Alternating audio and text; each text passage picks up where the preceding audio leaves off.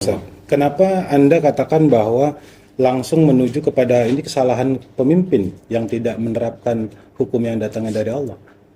Artinya kan kita hidup di negara yang plural begitu ya. Iya, karena pemimpin itu kan adalah orang yang diberikan kewenangan untuk mengelola rakyat, katakanlah gitu kan. Nah, dan pengelolaan rakyat yang terbaik adalah pengelolaan atau mengelola rakyat dengan aturan atau hukum yang diturunkan oleh pencipta alam ini. Apa korelasinya Ustadz antara hukum yang dibuat oleh manusia tadi tidak diterapkan ya hukum Allah? Lantas apa kaitannya dengan kemiskinan, dengan bencana yang ada sekarang? Allah Subhanahu wa taala itu menciptakan alam semesta ini untuk manusia. Waladzi khalaqalakum ma fil ardi jami'an. Allah lah yang menciptakan apa yang ada di muka bumi ini untuk kalian semuanya gitu ya. Dan pemilik segala sesuatu pada sejatinya adalah Allah Subhanahu wa taala.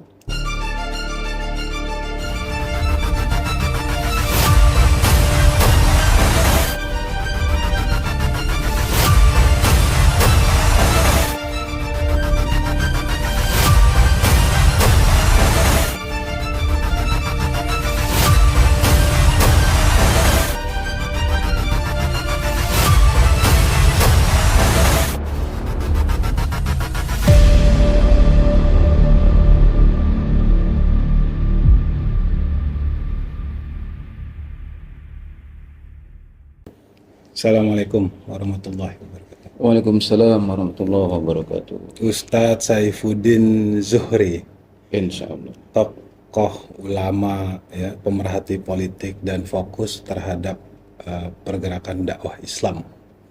Insya Allah.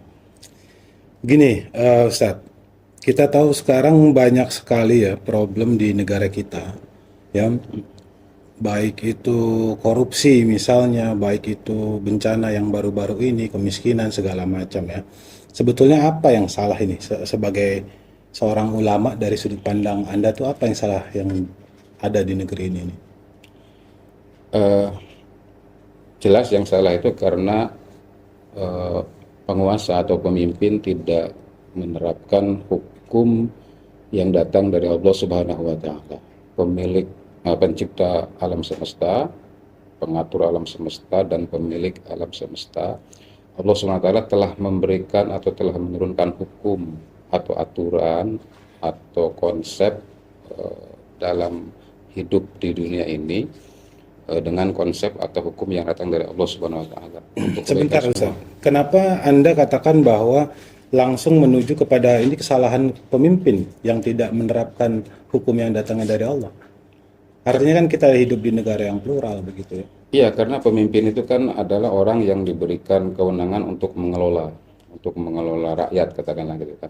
Nah, dan pengelolaan rakyat yang terbaik adalah pengelolaan atau mengelola rakyat dengan aturan atau hukum yang diturunkan oleh pencipta alam ini, termasuk yang menciptakan alam atau yang menciptakan rakyat, termasuk juga yang menciptakan pemimpin itu sendiri gitu ya. Dan itu secara akali atau secara rasional sangat-sangat make sense gitu ya. Jadi kita hidup dengan aturan yang datang dari pencipta itu sangat make sense, sangat rasional dibandingkan dengan kita hidup dengan memakai aturan yang dibuat oleh manusia. Yang hukum yang dibuat oleh manusia itu tentu saja syarat dengan kepentingan, sangat syarat dengan interest gitu. Tapi kan di negeri ini kan kita tahu sudah disepakati bahwa kita menggunakan demokrasi begitu ya. Ya itu karena kesepakatan yang salah kalau menurut saya gitu ya, kesepakatan yang salah, kesepakatan yang keliru, yang semestinya kaum muslimin yang ada di Indonesia yang konon katanya terbesar di dunia kedua gitu, itu mereka harusnya menyepakati bahwa hukum yang diberlakukan adalah hukum yang datang dari penciptanya gitu. Nah, akibat salahnya kesepakatan tersebut, maka sekarang kita saksikan banyak sekali problem, banyak sekali permasalahan, banyak sekali persoalan yang buaranya penyebab utamanya tidak lain adalah karena tidak memberlakukan hukum yang datang dari Allah Subhanahu wa taala. Apa korelasinya Ustadz antara hukum yang dibuat oleh manusia tadi tidak diterapkan ya hukum Allah? Lantas apa kaitannya dengan kemiskinan, dengan bencana yang ada sekarang? Allah Subhanahu wa taala itu menciptakan alam semesta ini untuk manusia. Waladzi khalaqalakum ma fil ardi jami'an. Allah lah yang menciptakan apa yang ada di muka bumi ini untuk kalian semuanya gitu ya. Dan pemilik segala sesuatu pada sejatinya adalah Allah Subhanahu wa taala. Harta, aset atau apapun itu pemilik hakikinya Allah. Kemudian Allah memberikan izin kepada manusia, baik itu izin kepemilikan individu, kepemilikan kelompok jamaah ataupun kepemilikan negara. Izin-izin itu Allah berikan kepada manusia untuk agar manusia punya apa istilahnya punya kebebasan untuk mengelola harta aset tersebut untuk kebaikan hidup manusia. Nah, hanya saja pemberian izin dari Allah Subhanahu wa taala itu kan dibatasi. Tidak sebebas-bebasnya manusia itu boleh menggunakan apapun dan apa saja, tetapi dibatasi oleh aturan Allah Subhanahu wa taala. Jadi menurut Anda yang sekarang ini sudah kebablasan begitu? Sangat-sangat kebablasan gitu ya. Jauh Sangat-sangat daripada kebablasan. aturan yang sudah Allah Jauh tetapkan. dari aturan Allah Subhanahu wa taala. Demokrasi dengan Islam itu sangat jauh berbeda ya. Perbedaannya itu sangat diametral. Kalau di dalam Islam asyadah li syar'i, hak membuat hukum, hak menentukan aturan main itu adalah Allah Subhanahu wa taala. Inil hukmu illa lillah. Yang berhak membuat hukum itu hanya Allah. Tetapi di dalam sistem demokrasi yang kedaulatan itu asyadah li sya'bi. Kedaulatan ada di tangan rakyat yang kemudian konsepnya dilakukan oleh perwakilan gitu ya. Sehingga ada DPR, ada lembaga legislasi gitu ya yang mewakili keseluruhan daripada rakyat. Mereka kemudian membuat aturan, membuat hukum, membuat undang-undang yang kita semua tahulah, dan itu sudah menjadi rahasia umum bahwa di kalangan DPR atau di badan legislasi itu kan syarat sekali kepentingan. Apakah kepentingan pribadinya, kepentingan kelompoknya, kepentingan oligarki, konglomerat dan sebagainya. Tetapi itu kan oknum, Ustaz. Bukan itu juga yang dituntut oleh sistem. Artinya sistem itu kan sebenarnya juga tidak memperbolehkan adanya kong kali kong itu. Eh, Sistem demokrasi hemat saya itu cacat sejak awal, sejak lahir, karena meniscayakan ada perwakilan suara dari rakyat yang kemudian diwakili oleh segelintir orang di lembaga legislasi yang kita lihat kalau dalam setiap pemilu baik itu pemilu legislasi maupun pemilihan presiden, pemimpin negara gitu negeri itu senantiasa kita bisa menyaksikan dengan sangat telanjang adanya kong kali kong atau adanya support mensupport, terutama para calon-calon legislasi itu kan sangat jelas Ditunggangi ditunggangi, oleh disupport ya, oligarki ya maksudnya. bahasanya dimodali gitu ya, Oke. dimodali yang sangat-sangat dimungkinkan ketika mereka sudah berada di pucuk pimpinan atau di kursi tertentu, itu para pemodal kaum oligarki itu pasti akan menagih janji kan gitu ya, Menuntut timbal balik menuntut maksudnya. timbal balik gitu ya. Jadi ini sesuatu yang tidak terelakkan sebenarnya gitu ya. Jadi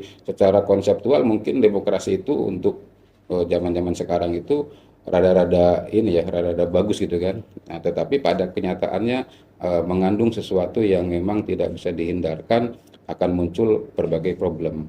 Itu yang antaranya tadi korupsi gitu ya. Artinya kalau Islam tidak begitu.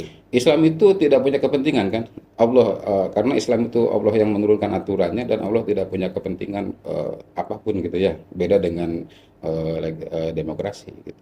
Baik, terkait dengan ini Ustadz, terkait dengan bencana yang ada sekarang ya, artinya kita prihatin terkait dengan bencana yang ada di Sumatera, Sumatera Utara, Sumatera Ya Barat, betul, dan Aceh ya. betul. Tetapi kita lihat sekarang respon daripada pemerintah juga terbilang lambat begitu, karena memang ini sudah 3 provinsi, ternyata responnya termasuk lambat ya. Bahkan tidak buru-buru menanggapi ini sebagai sebuah isu nasional gitu. Ini dianggap masih isu wilayah. Apakah Islam punya ini juga cara atau kebijakan seorang pemimpin dalam menanggapi bencana? Jelas, Islam itu konsep kepemimpinan di dalam Islam itu adalah ri'ayatu syu'unil ummah. Jadi pemimpin itu adalah penggembala urusan umat atau pengelola, pengatur urusan umat gitu. Terlebih ketika umatnya atau rakyatnya dalam hal ini mendapatkan sesuatu ya dalam tanda petik bencana ataupun musibah dan sebagainya, maka mau tidak mau negara di situ harus hadir gitu, harus hadir gitu ya. Dan karena apa? karena dia adalah pengelola gitu ya, pengelola, pengayom, pelindung. Nah, itu konsep kepemimpinan dalam Islam hubungannya dengan rakyat. Nah, apalagi ketika rakyat mendapatkan kebencanaan, mendapatkan kemusibahan, maka negara harus hadir. Nah, tapi tentu saja konsep kehadiran negara ini kan nanti dilihat apa kuantitasnya. Kalau bencana itu memang skala nasional, maka yang hadir ya tentu saja pucuk pimpinan gitu ya. Tetapi kalau bencananya cukup ditangani oleh pihak penguasa provinsi atau kota administratif atau kabupaten, ya di situ cukup mereka yang menangani. Artinya Jadi menurut Anda sekarang keputusan pemerintah sudah tepat kalau begitu? dalam hal ini ya insya Allah tepat gitu ya. Dalam hal ini tepat. Dan kita lihat di setiap provinsi atau di setiap kabupaten kan sudah ada BPBD ya, ada BNPB gitu kan, Badan Penanggulangan Nasional, ada di tingkat nasional, ada di tingkat daerah dan sebagainya. Hanya mungkin yang perlu di-up atau perlu di-upgrade itu adalah kapasitas kemampuannya ya. Saya kebetulan alhamdulillah bergerak juga di bidang lembaga filantropi yang diantaranya menangani kebencanaan, baik itu banjir, longsor, dan sebagainya. Pernah suatu hari itu di daerah Garut ya, di daerah Garut gitu ya. Waktu itu ada bencana kekeringan, kekurangan air, kekeringan yang cukup panjang kemaraunya gitu ya kan, sehingga beberapa kecamatan itu kesulitan mendapatkan air bersih. Nah, itu saya berkunjung ke kantor BNPB. BPBD ya, Badan Penanggulangan Bencana Daerah, berkoordinasi terkait dengan kekeringan ini. Mereka sudah melakukan suplai air bersih, diambilkan dari pam ya, pakai mobil tangki, dibawa ke daerah kekeringan. Hanya saja sekian kecamatan yang harus disuplai air, sementara kemampuan BPBD menangani itu hanya beberapa mobil tangki, sangat-sangat kurang. Tidak bisa mencapai 20%-nya saja, nggak bisa gitu kan. Nah, artinya di sini secara konsep sudah ada, cuma kemampuan yang perlu ditingkatkan. Kemampuannya, SDM-nya ya yang perlu ditingkatkan. Nah, di situ saya pikir. Kalau begitu tidak perlu adanya eh, ini dong, apa harus dengan aturan Islam. Artinya yang ada sekarang saja cuma tinggal diperbaiki begitu, ditambahkan. Kalau perkara ini itu sifatnya kan universal ya, tidak Perkara kebijakan bencana ini, kebijakan bencana sifatnya karena universal, kemanusiaan maksudnya. kemanusiaan dimanapun itu bisa berlaku. Tetapi ada konsep yang diberikan oleh Islam terkait dengan pengelolaan sumber daya alam, hutan, ya, gunung dan sebagainya, yang mungkin sekarang ini abai dilaksanakan sehingga kemudian memunculkan berbagai macam bencana. Apa yang abai yang sekarang ini Ya, abai? contohnya di dalam Islam itu ada pembagian hak kepemilikan. Umpamanya ada kepemilikan individu, ada kepemilikan umum, ada kepemilikan negara, gitu ya. Untuk semua sumber daya alam. Semua gitu kan. Nah, contohnya seperti hutan, ya hutan atau laut sebagainya itu kepemilikannya kepemilikan umum, milik umum. Umum bisa memanfaatkan siapa saja bisa memanfaatkan manfaatnya, tetapi pengelolaannya dikelola oleh negara. Nah, dalam mengelola kepemilikan umum itu negara hendaknya apa istilahnya itu berdasarkan kepada konsep-konsep yang baik gitu ya. Ya artinya dalam hal ini silakan mengeksplorasi dalam pengertian eksplorasi yang positif, tetapi jangan mengeksploitasi, jangan mengeksplorasi dalam pemahaman negatif ya. Artinya kalau nanti dimiliki, maaf saya potong, kalau memang nanti dimiliki oleh masyarakat gitu, oleh rakyat ya, negara cuma mengelola, artinya nanti akan muncul banyak pengelolaan individu-individu begitu jadinya. Ya disinilah pengelolaan negara itu ya harus jadi barang-barang atau aset-aset kepemilikan umum itu tidak boleh dimiliki oleh individu, tidak boleh dimiliki oleh individu. Negara akan menilai Negara mengelola, kemudian manfaatnya dikembalikan kepada rakyat.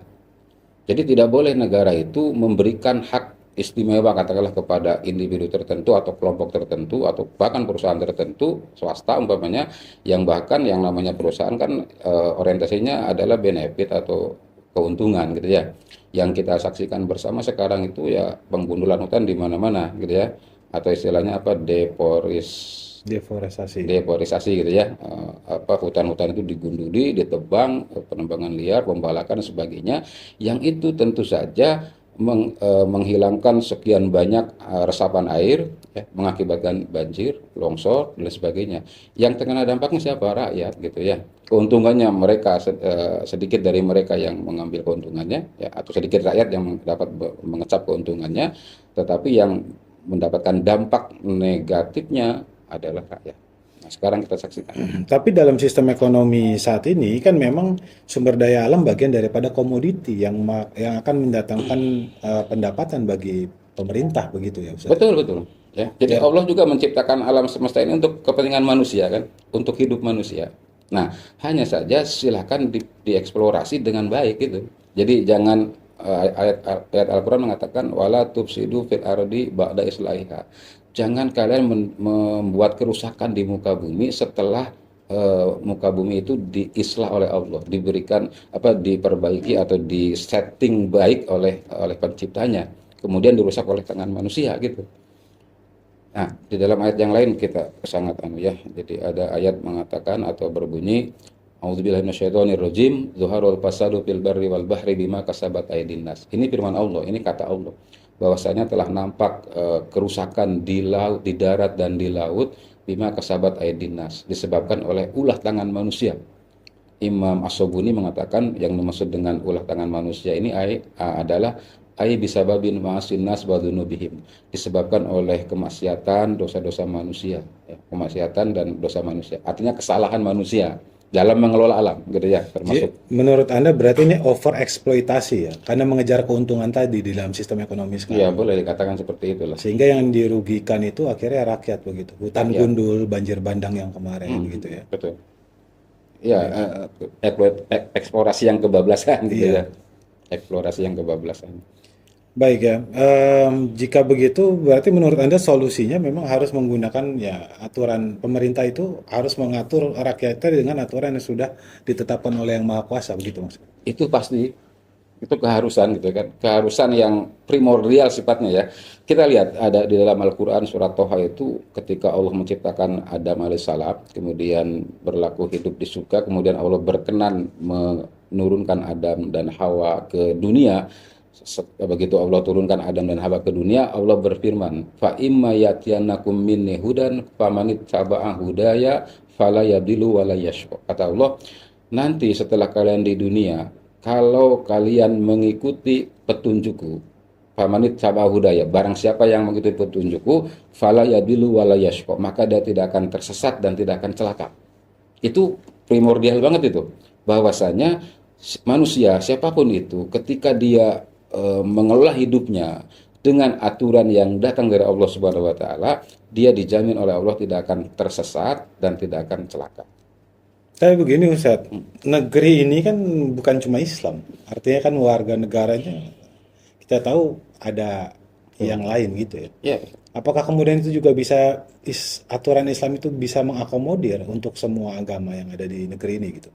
sangat-sangat bisa gitu kan. Jadi aturan Islam ini kan aturan yang datang dari Allah Subhanahu wa taala untuk mengelola kehidupan manusia, bukan hanya kehidupan Tanpa muslim terkecuali. saja, tanpa terkecuali ya, termasuk juga kehidupan manusia-manusia yang tidak beragama Islam gitu ya kan, apakah dia beragama Nasrani, Yahudi ataupun bahkan orang yang ateis sekalipun, ketika itu diatur oleh aturan Islam tentu saja dia akan mendapatkan kebaikan gitu ya. Kita lihat contohnya, contoh nyatanya ketika Kanjeng Nabi Muhammad SAW menjadi penguasa atau menjadi pemimpin negara Islam Madinah, itu di Madinah itu bukan hanya kaum muslimin yang ada penduduknya, rakyatnya, tetapi ada kaum muslimin, ada Yahudi ya cukup banyak, kemudian juga ada musyrik minoritas sedikit ya kan, yang belum muslim dia musyriknya, yang kemudian punah lama kelamaan, akhirnya yang tinggal muslim dan Yahudi saja, yang pada akhirnya kemudian orang-orang Yahudi pun terusir kan sebagiannya dari Madinah ya, karena pembelotan mereka kepada kesepakatan berbangsa dan bernegara di situ ya. Dan Nabi Muhammad ketika beliau menjabat sebagai pemimpin negara di Madinah, yang diterapkan adalah hukum Islam, hukum Allah Subhanahu wa taala dan hukum dari nabinya gitu. Dalam memerintahnya. Dalam pemerintah gitu ya. Dalam pemerintahnya. Contohnya katakanlah kita mengenal bahwa orang-orang Yahudi itu ketika berbisnis itu gemar melakukan riba gitu ya. Nah, ketika kemudian Nabi hadir di sana dan Nabi menjadi pemimpin negara, riba maksudnya riba dihilangkan dengan kata-kata apa dengan istilah apa ya, diinjak di bawah mata kaki kita gitu, riba itu. Tapi sekarang riba kemudian bukan dihilangkan, tetapi bahkan sekarang dimunculkan, Bahkan jadi dasar gitu, dasar sistem ekonomi. bahkan jadi pondasi gitu kan, atau ya pondasi daripada sistem ekonomi yang itu kata Allah SWT akan mengalami kegoncangan kan. Orang yang memakan riba itu akan dia berjalan sempoyongan seperti kerasukan setan. Maka jangan heran kalau kalau perekonomian yang ada di kita sekarang ketika aturan ekonominya bukan aturan Islam, ya goncang terus gitu ya. Ya, oke, seberapa yakin Anda bahwa ketika itu diterapkan, ya, artinya diterapkan di dalam sebuah sistem pemerintahan itu bisa menjadi solusi terhadap semua permasalahan? Pertama, ini keyakinan bagian dari keimanan yang memang harus dimiliki oleh segenap kaum muslimin ya, bahwasanya aturan yang datang dari Allah itu adalah aturan yang terbaik, aturan yang paling adil, aturan yang paling unggul di antara aturan-aturan yang lain yang pernah ada gitu ya. Itu keyakinan yang tidak boleh hilang dari segenap kita kaum muslimin gitu kan. Nah, kemudian pada prakteknya tentu saja apa namanya, tetap harus ada kontrol juga kan gitu ya. Ketika penguasa muslim menerapkan aturan Islam itu ada juga kontrol dari yang lain. Yang namanya manusia, penguasa itu kan manusia gitu ya. Bisa saja ketika aturannya benar gitu dari Allah SWT, tapi dalam implementasinya, dalam prakteknya bisa saja melenceng. Maka disinilah butuh seperti jamaah-jamaah kaum muslimin atau partai-partai Islam gitu ya, yang tugasnya mengontrol, memberikan muhasabah istilahnya ya, memberikan muhasabah kepada penguasa agar senantiasa berjalan lurus di dalam aturan yang Allah tetapkan. Gitu. Jadi insya Allah dengan bekal keyakinan bahwa hukum Allah adalah hukum yang terbaik, kemudian dilakukan oleh penguasa yang amanah, kemudian dikontrol juga oleh segenap kaum muslimin lewat berbagai partai politiknya ataupun jamaahnya yang nuansanya atau orientasinya adalah amar ma'ruf nahi mungkar atau muhasabah lil hukam, insya Allah ini akan berjalan baik. Oke, memangnya Ustadz, kalau sekarang kan kita tahu di negeri ini juga banyak ya, artinya ada partai-partai yang berlandaskan Islam begitu ya. Dan menurut Anda berarti yang ada ini sekarang ini tidak cukup. Dan kita banyak ormas, bahkan ada MUI dan lain sebagainya begitu. Berarti menurut Anda tidak cukup. Eh, ada beberapa partai yang berbasis Islam ya. Nah, yang dimaksud berbasis Islam ini maksudnya apa ya? Artinya mungkin yang dimaksud berbasis Islam konsistensinya atau orangnya, gitu, anggotanya itu adalah kaum muslimin. Ada juga yang berasas Islam, asasnya Islam, agama Islam. Kenapa disebut berasas Islam? Karena tadi anggotanya kebanyakan Islam dan undang-undang ADART-nya menyatakan hal seperti itu. Tetapi yang saya perhatikan partai-partai politik yang ada di kita yang menjadi konstituen pemilu gitu, itu tidak ada, kalau tidak dikatakan jarang gitu ya, jarang sekali, kalau apalagi tidak ada mungkin ya yang menyerukan pemberlakuan terhadap Islam, kecuali satu gitu kan, yang mungkin kita semua sudah tahu gitu kan, satu partai politik yang itu berada di luar sistem kepemiluan gitu, concern menyerukan pemberlakuan syariat Islam. Sementara partai-partai politik yang lain seruannya tidak lain adalah demokrasi ya, bukan Islam gitu. Artinya Jadi percuma nggak saja cukup gitu. lah gitu. Ketika partai-partai itu justru masuk ke dalam parlemen, akhirnya terwarnai. Dan menurut Anda itu tidak jadi solusi gitu ya? Tidak jadi solusi ya, karena ketika sistem besar yang dipakai dalam mengelola negara ini adalah sistem yang bukan dari Allah SWT, katakanlah sistem demokrasi gitu kan, maka siapapun sesoleh apapun orang katakanlah gitu ya, yang masuk ke dalam sistem itu dia akan tergerus oleh sistem, dia akan terwarnai oleh sistem. Ada pakar yang mengatakan malaikat saja kalau masuk ke dalam demokrasi akan jadi iblis katanya kan gitu ya. Ini sebenarnya menarik gitu, ucapan yang menarik gitu ya. Artinya dia sedang menggambarkan bahwa sistem yang sekarang ada diberlakukan ini adalah sistem yang buruk sebenarnya, yang menjadikan orang itu menjadi setan, menjadi iblis, bahkan malaikat saja menjadi iblis. Karena memang seperti itu, bertolak belakang dengan Islam. Oke. Baik, Ustadz Saifuddin Zuhri, terakhir, silakan Anda sampaikan mungkin, entah itu masukan, entah itu kritik, entah itu peringatan kepada pemerintah kita, atau itu masukan atau dakwah, ya. Silakan, Iya, terakhir. ya, insya Allah dalam kesempatan yang baik ini saya ingin menyampaikan, mengajak kepada semua kalangan masyarakat, wabil khusus kepada para pemangku jabatan, para pemimpin negeri gitu ya, para pemimpin negeri, bahwa kita harus ingat hidup di dunia ini hanya sebentar saja dan kita akan kembali ke ridhaan Allah Subhanahu wa taala. Di situ akan dihisab, akan diminta pertanggungjawaban atas apa yang dilakukan di dunia gitu kan. Nah, para pemimpin negeri saya mengajak menyerukan, ayo kita terapkan aturan yang datang dari Allah Subhanahu wa taala. Jadi aturan yang datang dari wahyu yang itu adalah aturan yang terbaik, kita laksanakan, kita lakukan, kita terapkan gitu ya, kita terapkan. Yang mudah-mudahan ini semua nanti akan menjadi bekal jawaban kita di akhirat nanti. Ingat bahwa di akhirat itu hanya ada dua tempat, ada surga dan neraka saja. Kita ingin ke surga, tapi juga tidak boleh dilupakan bahwa surga adalah milik Allah Subhanahu wa taala, dan Allah Subhanahu wa taala di dunia ini sudah menurunkan aturan. Kemudian aturan Allahnya tidak diterapkan. Kenapa kita masih mengharapkan surganya Allah Subhanahu wa taala? Allah alam bisawab. Baik, terima kasih Ustadz sudah datang ke studio kita. Sama-sama. Saya ucapkan terima kasih. Assalamualaikum warahmatullahi wabarakatuh. Waalaikumsalam warahmatullahi wabarakatuh.